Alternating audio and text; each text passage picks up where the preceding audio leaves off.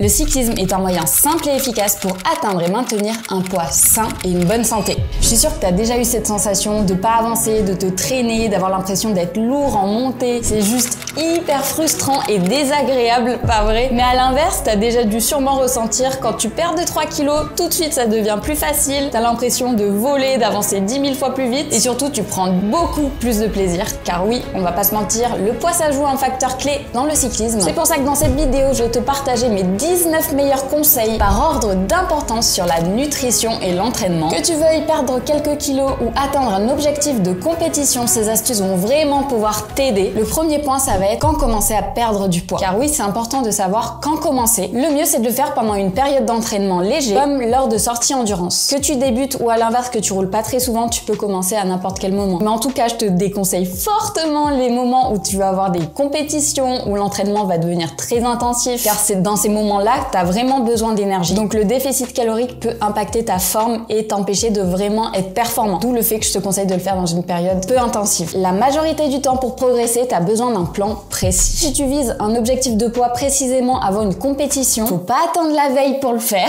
ou une semaine avant. Et ça, peu importe ton niveau, que tu sois cycliste amateur ou cycliste compétiteur, une bonne stratégie nutritionnelle, c'est essentiel. C'est autant important que tes séances sur le vélo, voire plus des fois. Le troisième point, ça va être de se focaliser sur la qualité des séances. La quantité, c'est bien, mais ça ne fait pas tout. Si tu veux vraiment améliorer tes performances, il faut que tes séances soient qualitatives. Et je pense qu'on a tous vu le truc des séances brûle-graisse ou les hits intensifs pour perdre du poids. Alors oui, ces séances sont intenses. Oui, ça va provoquer l'afterburn effect, donc le fait que tu vas continuer à brûler des calories après l'effort. Mais en soi, ce qu'il faut, c'est varier son entraînement. À partir du moment où tu t'entraînes, que tu vas pédaler, déjà, il y a un déficit calorique qui se fait. Si tu te concentres vraiment sur que ce type de séance vraiment axée brûle-graisse, ça peut vraiment te fatiguer à long terme et provoquer un manque de nutriments aussi. C'est pas du tout comme ça que tu vas, d'une part, progresser et perdre du poids. Donc, ne fais pas ça, varie ton entraînement, fais aussi en sorte de progresser de façon générale, que la perte de poids ne soit pas ton but ultime. Le quatrième point, ça va être le déficit calorique et la perte de graisse. Perdre de la graisse, ça prend du temps, contrairement à l'eau qui, elle, va disparaître rapidement. Donc, si tu veux mincir et rouler plus vite, vise une perte de poids durable. Sois patient, évite un déficit calorique trop important. En général, 300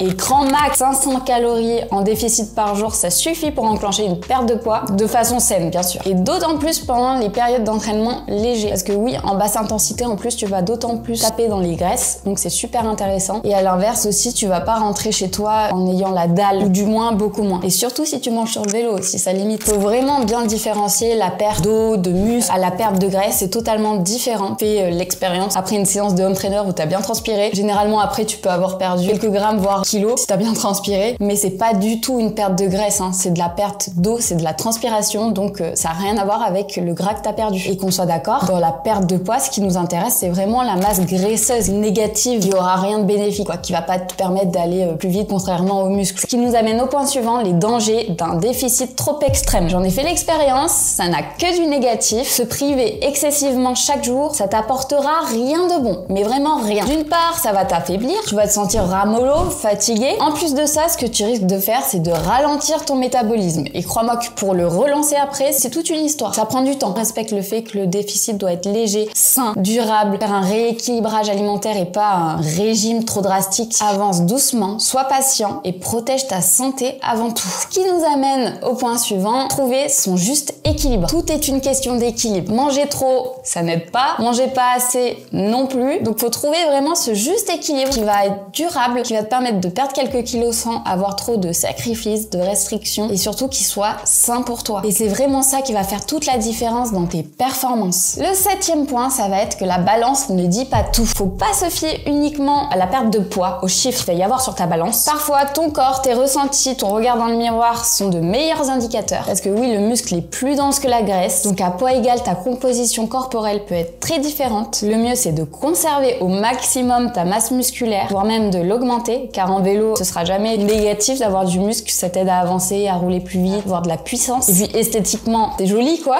À l'inverse, la graisse, elle va rien t'apporter de vraiment bénéfique. Le plus important quand même, ça reste de toi te sentir bien dans ta peau, bien dans ton corps, d'être en bonne santé. Perdre des kilos, perdre la masse graisseuse du coup, hein, ne confond pas. Perdre la masse graisseuse, si toi ça va t'aider à te sentir mieux, à être plus à l'aise sur le vélo, fais-le, mais de façon saine et durable et dans la mesure du raisonnable. Ce qui nous amène au point suivant, l'importance de mesurer sa composition corporelle. Parce que des fois, tu peux justement te fier à la balance, ne pas avoir de résultats, avoir ton poids qui reste au même point. Mais ça, c'est tout simplement parce que tu as peut-être remplacé de la graisse par du muscle. Donc, tu as perdu de la graisse d'un côté, mais tu as aussi pris du muscle qui fait que sur la balance, ça va pas forcément bouger. Et pour t'aider à y voir plus clair, tu peux très bien aller voir un nutritionniste qui pourra t'aider justement à mesurer ton taux de graisse. Et d'ailleurs, petit aparté, mon programme WhatsApp inclut un suivi avec un diététicien sportif pour optimiser tes performances à vélo et t'aider à l'atteinte d'un poids qui te convient. Donc si ça t'intéresse, réserve ton appel en cliquant sur le lien qui est juste en dessous de cette vidéo. À dans 2 secondes. Le 9e point, ça va être les besoins en graisse selon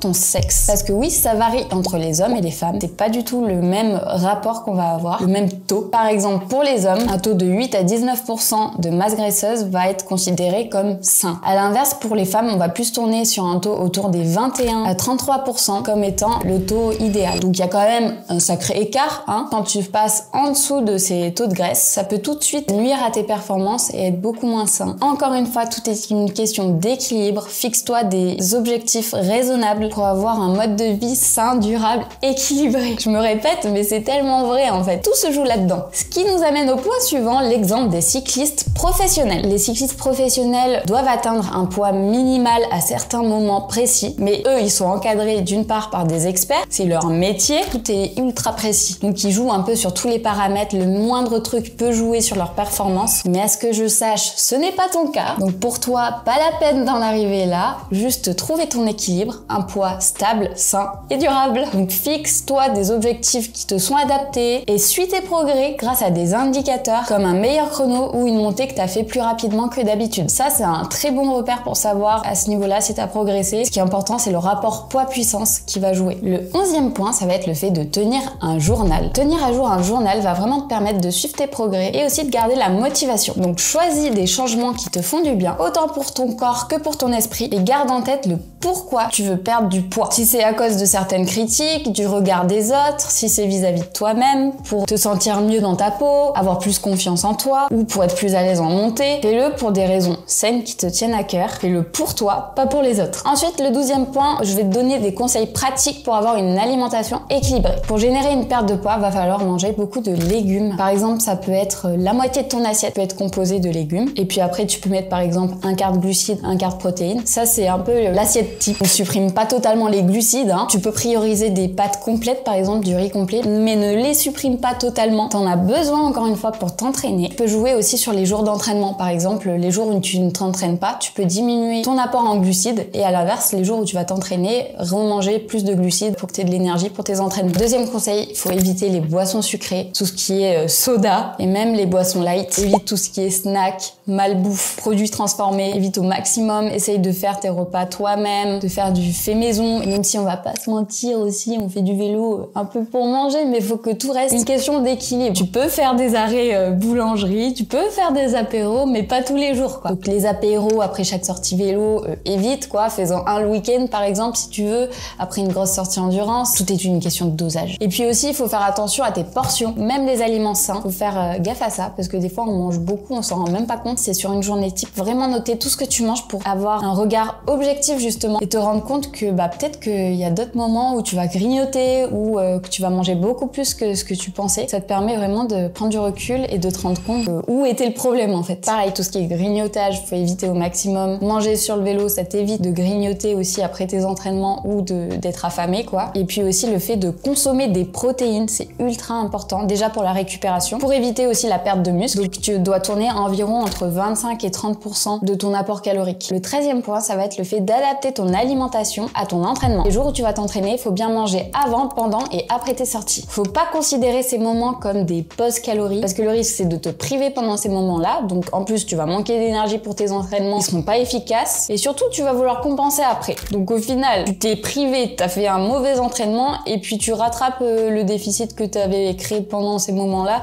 après. Donc au final, ça servira à rien du tout. Donc alimente-toi bien pour vraiment tirer le maximum de tes séances et faire en sorte qu'elles soient efficaces. efficace. Le 14e point, ça va être de optimiser tes jours de repos, comme le fait de réduire légèrement tes glucides quand tu ne t'entraînes pas. Par exemple, au lieu de manger beaucoup de riz ou beaucoup de pâtes comme tu vas faire quand tu vas t'entraîner, bah là tu peux réduire ça. Manger plus de légumes, manger un peu moins de glucides. Le mieux c'est toujours de tester et de voir comment toi ton corps réagit. Le 15e point, souvent trop négligé, ça va être l'importance du sommeil et de la récupération. C'est trop important, dors au moins 8 heures par nuit, car oui, le manque de sommeil impacte ta perte de graisse. Si tu manques de sommeil, tu vas moins perdre du gras. Et deuxième point, la récupération, ça fait partie intégrante de ton entraînement. C'est ça qui te permet de progresser. Faut s'entraîner, mais il y a aussi des moments où il faut récupérer et il faut pas l'oublier. C'est la surcompensation, petite parenthèse. Donc planifie tes repas autour de tes entraînements pour vraiment maximiser tes efforts, tes résultats. Le 16e point, ça va être les séances d'entraînement à jeun. Donc c'est optionnel, mais ça peut être intéressant. Ça dépend des personnes. Par exemple, tu peux commencer par une séance à jeun par semaine pour commencer. Si ça te convient, bien sûr, il n'y a rien d'obligatoire, ça dépend vraiment des personnes. Donc par exemple, ce que tu peux faire, c'est rouler 30 à 60 minutes tranquillement, donc à jeun, et après tu déjeunes. Ça peut être intéressant de faire comme ça pour favoriser le fait que tu vas plus taper dans les graisses. Ce qu'il faut pas oublier, c'est que la règle d'or, en fait, c'est le déficit calorique, c'est ce que tu vas manger au total sur ta journée, le rapport entre ce que tu as dépensé comme énergie versus ce que tu as mangé. Même si tu fais par exemple de l'entraînement à jeun le matin,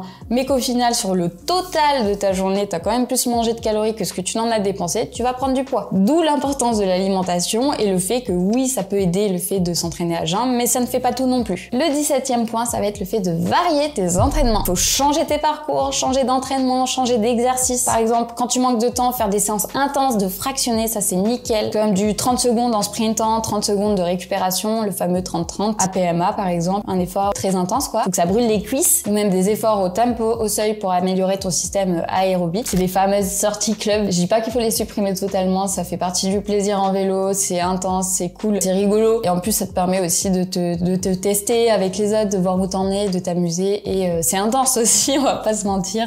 Peut-être même trop. C'est limite une course parfois, mais ça peut être intéressant aussi pour varier ton entraînement et garder ce plaisir. Quand je dis qu'il faut structurer son entraînement, l'optimiser, ça veut pas dire totalement supprimer ce genre de sortie. Juste pas faire que ça, quoi. La variété. Le 18e point, ça va être le fait d'avoir un programme personnalisé pour vraiment passer au niveau supérieur. Un suivi sur mesure peut vraiment t'aider à maximiser tes performances. Ça te permet d'avoir un entraînement qui te sera adapté, qui s'adapte à tes contraintes, qui s'adapte à tes points forts, tes points faibles, qui se réajuste aussi au fur et à mesure du temps, de tes progrès, mais aussi de tes envies, de tes besoins. Et en plus, chez nous, tu as une aide au niveau de l'alimentation pour justement t'aider à atteindre tes objectifs au niveau corporel, que ce soit prendre du muscle, perdre du gras ou optimiser tes performances avec la nutrition. Même nutrition sur le vélo, très important, surtout pour les courses. Donc tu peux réserver ton appel gratuit dans le lien qui est juste en dessous de cette vidéo. Et le 19e point le plus important, c'est de ne pas trop se focaliser sur le poids. Oui, ça joue, mais ça ne fait pas tout non plus. Le principal, c'est d'être bien dans ta peau,